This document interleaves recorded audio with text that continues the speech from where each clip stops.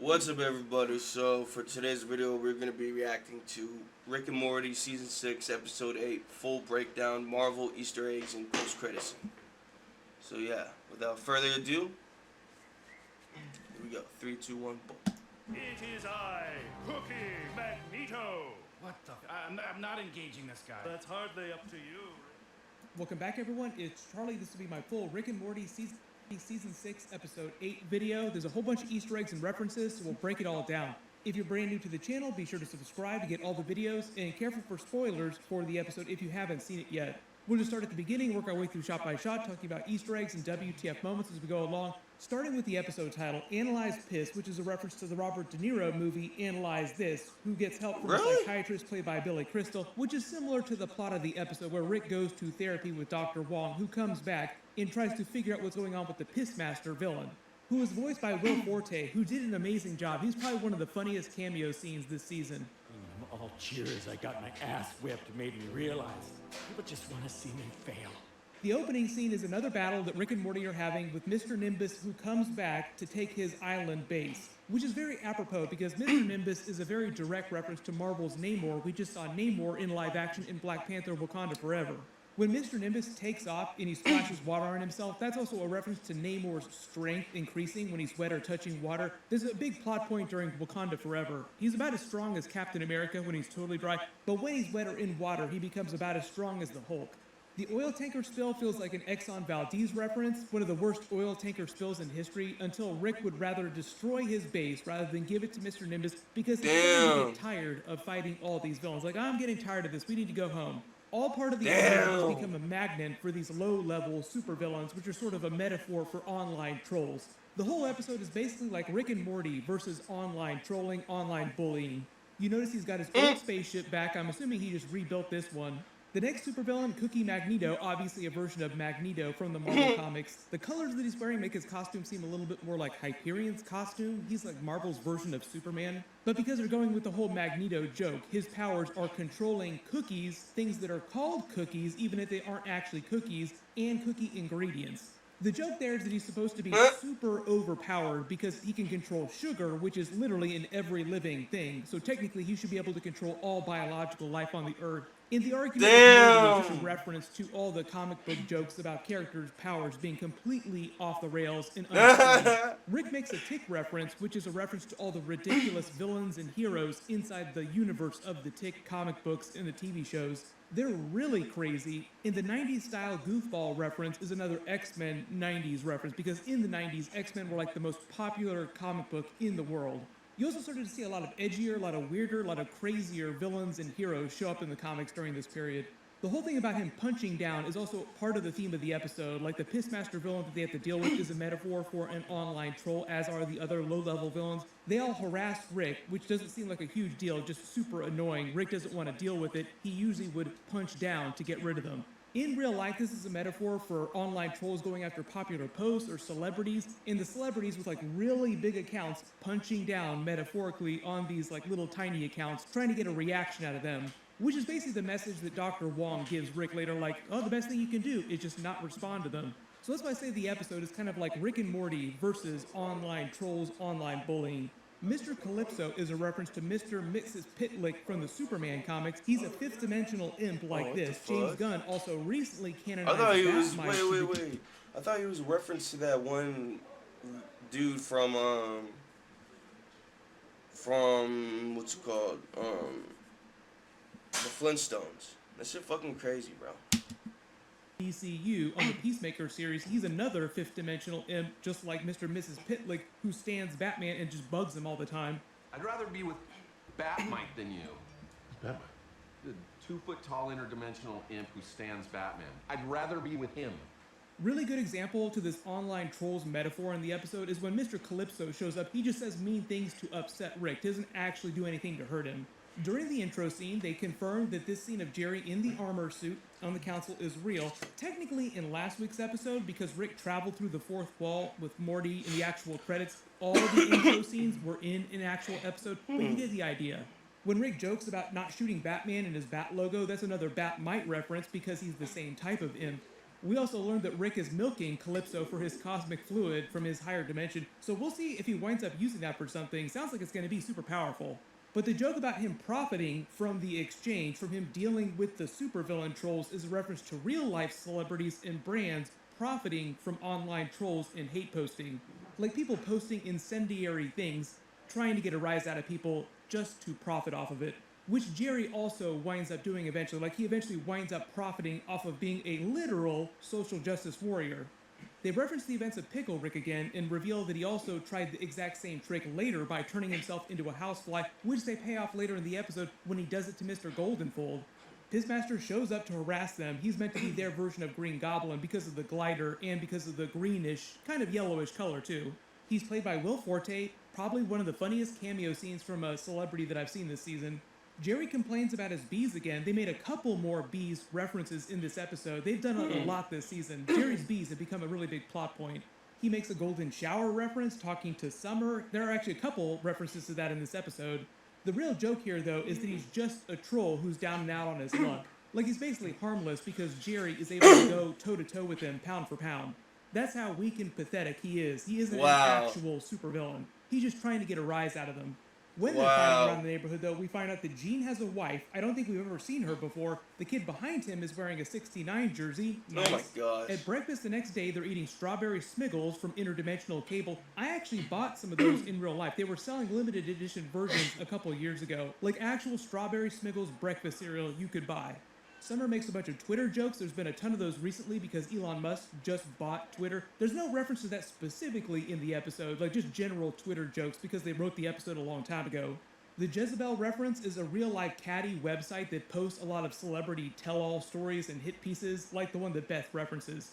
Rick's gun that he pulls out is the fake one that he used back during Season 3. Him using it when the orbs come is because he only plans on using it for general intimidation, like he doesn't actually plan to kill them. Because he thinks they're just more harmless trolls that have shown up to harass them. The aliens are meant to be a very obvious reference to the Green Lantern Corps. The one with the giant head is specifically a reference to the Owens. I The knew it. Council is their version of the Owen Council from the Green Lantern comics. Jerry to join their Justice Council, a DC Justice League Green Lantern reference, but also a social justice warrior reference. Like he becomes a literal and metaphorical social justice warrior, going around stopping trolls across the universe. Their orbs are like their Green Lantern rings, so he's like a version of Hal Jordan on the series, getting a Green Lantern ring. When Rick says he was banned from the Nextdoor app, if you don't live in the United States or you don't own a house, Nextdoor is like a niche social media site just for groups that live on the same blocks. So the idea is that all of Rick's neighbors kicked him off of the app. Summer gets really specific when talking about the golden shower, making it sound like she's secretly freaky like that, like she knows about them from experience. Then we learn the orb works like the Green Lantern rings, the twist being he can only control mundane things, like it doesn't do a whole lot. The only difference here is that Rick is the one to make him his super suit, which I think is meant to set up the twist with him creating the super suit for Pissmaster, but it's more of an Iron Man type of suit with the orb acting like an arc reactor powering it. The way he uses the orb, though, is just like the Green Lantern comics and the movies, with the Green Lantern rings telling them about distress beacons across the universe, finding a space Hitler group to take down. The Space Hitler group is meant to be a reference to the Legion of Doom from the DC comics. They have the Brain, who has a little Hitler stash painted on his bolt. Like, they're all Hitler-themed, even though a lot of them are comic book villains. This is Gorilla Grodd. This is a version of the Riddler, and it looks like they have an actual Hitler, like an old man Hitler, because he just lived to present day on the team. The banner in the background also reminded me of the Star Trek Mirror Universe Empire's banner. And this whole scene of him taking them down is the scene from the intro. The news broadcast font that they use here on the Chirons make this feel like a CNN parody. The person on the left is actually voiced by Dan Harmon. He's usually in most of the episodes, playing at least some small character in the background. I think this app is meant to be an Instagram reference, and it's supposed to be Beth's account because Summer is commenting on the post, but zoom and enhance, the girl above her commenting with the hearts is her friend that keeps wanting to bang Jerry. She was also in the last episode of the funeral, really sad. I knew it! She didn't get to bang Jerry before he was killed by his bees. Squatchy is also commenting on the post, so we're wondering when he's going to come back in a bigger way. There's even another bee creature that's horny on main for him, which is just another joke about Jerry being obsessed with bees. They have another joke about Mr. Goldenfold's therapy. His big thing was corpophagia, which is literally eating poop. They made a reference to that earlier this season. Turning him into a fly, also callback to the housefly joke earlier. The funny thing here too is that Mr. Goldenfold claims that being turned into a fly cured all of his problems. My therapy is done, I don't need any more. Also secretly foreshadows Rick wanting to help Pissmaster, like secretly being a good person at heart and wanting to help people. Like he didn't want to hurt Mr. Goldenfold, he actually wanted to help him. Like here, this cures all your problems, you're fine, get out of here. Jerry goes to a breakfast-themed planet where like, the entire planet is made up of breakfast-themed creatures. The bread going after the eggs is like your breakfast literally fighting with itself. The space Mitsubishi reference is meant to pay off Rick's joke about profiting off of all this online troll behavior, being a social justice warrior. Like Jerry is starting to become the villain. He's starting to enjoy the power and the money that's being given to him by being a social justice warrior. So he's slowly turning into a bully himself. Also, they might have had an integration with Mitsubishi cars in real life, and that might be why they use the name Mitsubishi so specifically. Like, why Mitsubishi? Probably because Mitsubishi cars in real life paid Rick and Morty a ton of money to be mentioned in an episode. I'm not sure who the rhyming string bean villain is supposed to be a reference to. Solomon Grundy rhymes in the comics, but he doesn't look anything like Grundy. Dr. Buckles actually feels like more of a Lobo DC reference. Then Rick feels sorry for Pissmaster because now he's the one that's being bullied by everyone, goes to his house to make amends and finds that he's killed himself because of all the bullying, blaming Jerry for everything. He finds out that he's divorced. He used to be this stand-up guy. He's got all these medals, these awards, but he's living in squalor, basically. He's down and out on his luck. He tries to spare his daughter's feelings, then redeems him in the public's eyes by pretending to be him, doing all these heroic acts. The montage of him building his suit is meant to be a reference to Iron Man in the first Iron Man movie, building the Mark I. All the bottles of piss lying around his room feel like a Howard Hughes reference, but also he's Pissmaster. He uses it for fuel and for weapons. And I love how specific they get with the character, like the bottles are toilet themed. Everything about him is piss themed. I can't wait to see some kid walking through a toy store saying, "Mommy, mommy, buy me the piss toy." They have a bunch more piss jokes, golden god, golden shower jokes, a joke about not missing, the toilet bowl. The music they play is like a piss-themed version of Jock Jams, and the whole bomb plot you probably recognize is the one from Dark Knight Rises. Like they basically borrowed it from that with Batman making everyone think that he died by flying the bomb away from the city. He gets into the fight with Jerry, who comes to invite him to their version of the Green Lantern Corps. He makes a Michael Crichton Andromeda strain reference. And then when the aliens show up, they kick Jerry out after they find out about Rick, thinking that he'd been Pissmaster the whole time and they were just pulling some weird scheme, which is another reference to people profiting off of all this social justice warring and online trolling. Like people who start a lot of fights online just for the purposes of profiting from it. There was like a whole era of YouTube back around 2016 when that started to happen. We call it like the edgecore era of YouTube. That's when they started hardcore banning channels for doing really, really bad stuff, and they started demonetizing a lot of channels. The whole joke about the family ignoring the obvious continuity errors when he says that he was Pissmaster the whole time is also just a comic book joke about continuity not making sense if you look back long enough. Summer also makes an Avatar movie reference. We're getting Avatar 2 really soon in theaters. And all of Rick's goodwill is undone when he can't keep it inside and shows Morty the note. The whole joke there is that they were only praising him because they thought it was a noble sacrifice getting beat up by Jerry just to make him feel better, but it was only a noble sacrifice as long as Rick kept the secret.